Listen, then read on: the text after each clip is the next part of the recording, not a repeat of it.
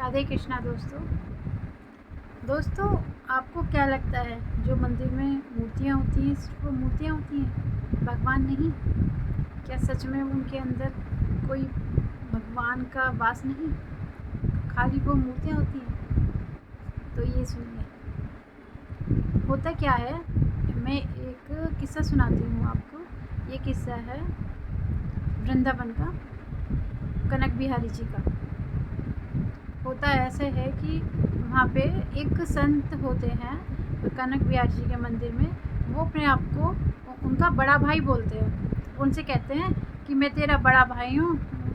ठाकुर जी को कहते हैं कि मैं तेरा बड़ा भाई हूँ, तुझे कोई दिक्कत हो, कोई परेशानी हो तो मुझे बताना। वो अपने आप को बड़ा भाई मानते थे और ठाकुर जी को छोटा। अच्छा, तो वहाँ के जो पंडित थे एक बार उनको भोग लगा रहे थे। भोग तो वो रोज़ ही लगाते थे। तो एक बार हुआ क्या कि उनका जो लड़का है वो बहुत बीमार हो गया। उसको खुजली वाली जो बीमारी है वो हो गई, वो थोड़ी ज़्यादा हो गई। तो वहाँ के जो वो थे, जो उनकी सेवा करते थे ठाकुर जी की, पंडित जी, तो वो कि वैद्य के पास गए। वैद्य ने दवाई दी। उस दवाई में था एक दूध में मिला के या किसी चीज़ में मिला के नीला तोता भी लेना था। नीला तोता एक जहर होता है, थोड़ा जहर होता है। तो हुआ क्या, उन्होंने मंदिर में जाके नीला तोता वहाँ रख दिया जहाँ मिश्री रखी हुई थी, ऊपर की साइड। ठीक है। तो फिर रात को जब वो ठाकुर जी को भोग लगा रहे थे, उन्होंने मिश्री की जगह नीला तोता मिला दिया, क्योंकि वो टेंशन में तो थे। थोड़ा रात को उन्हें थोड़ा ऐसी दिखाई भी, ऐसी थोड़ा हल्का फुल्का ऐसी दिया था, दिमाग टेंशन में था। तो दूध में नीला तोता मिला के भोग लगा दिया और जाके सो गए।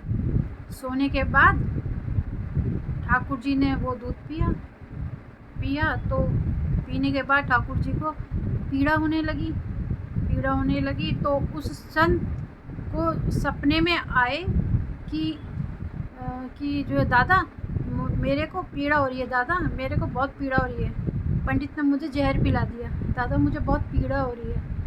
तो पंडित जी हड़बड़ा के, नहीं सॉरी, संत हड़बड़ा के उठे कि अरे मेरे भाई को पीड़ा कैसे हो रही है।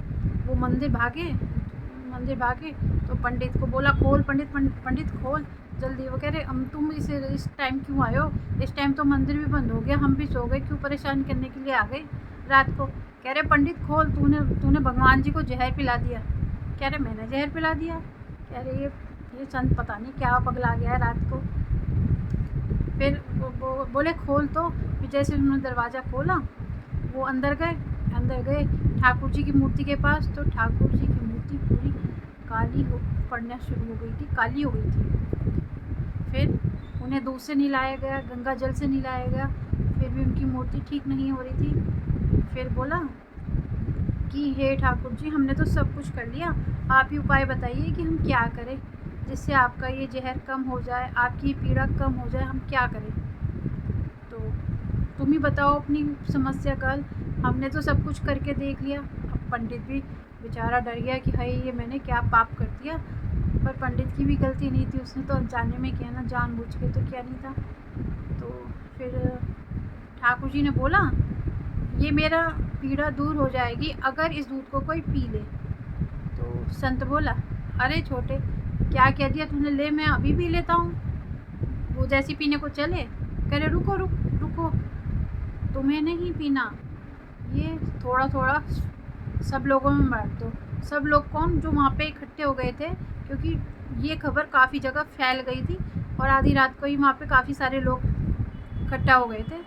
लगभग काफ़ी आधे शहर की भीड़ वहाँ पे इकट्ठी हो गई थी। तो वहाँ पे ये बात फैलाई गई, सुनाई गई कि भैया ठाकुर जी ये बोल रहे हैं कि थोड़ा थोड़ा ये जहर है, नीला तोता वाला जहर है, थोड़ा थोड़ा सबको पीना होगा। तो यकीन मानिए किसी ने भी हाथ नीचे नहीं रखा। सब में इतनी शक्ति थी, इतना भाव था, श्रद्धा भाव था कि सब ने हाथ उठाया कि हम पिएंगे। तो सब ने खुश होके थोड़ा थोड़ा वो पी लिया। उन लोगों के लिए तो वो अमृत हो गया ना, उन लोगों के लिए तो वो अमृत था। जैसे ही वो थोड़ा थोड़ा उन्होंने सब ने पिया, तो संत ने अंदर जाके मंदिर में देखा तो उन पे ठाकुर जी पे जो काला ऐसा परछाई, मतलब उनका काला वो शरीर पड़ गया था, वो सब ठीक हो गया। तो हुआ क्या, उनके हाथ पे एक छोटा सा काला निशान रह गया, उनके हाथ पे रह गया। तो संत ने बोला, अरे ठाकुर जी ये कैसे रह गया, ऐसा निशान हमने तो सबने पी लिया, फिर ये क्यों हुआ।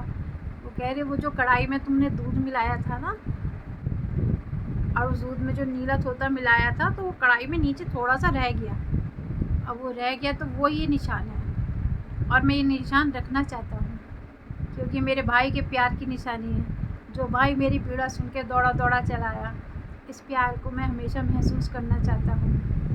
तो दोस्तों देखिए, भगवान भी प्यार के कितने भूखे होते हैं। जैसे एक भक्त भगवान के भाव का, प्यार का भूखा होता है, तो भगवान भी प्यार के, रिश्ते के भाव के भूखे होते हैं। इसलिए भगवान से प्यार करिए, भाव रखिए, बात करिए। आपके घर में जो भी भगवान की मूर्ति है, प्रतिमा है, उनमें सचमुच भगवान का वास है। आस्था में अगर शक्ति है, विश्वास है, तो सब कुछ है।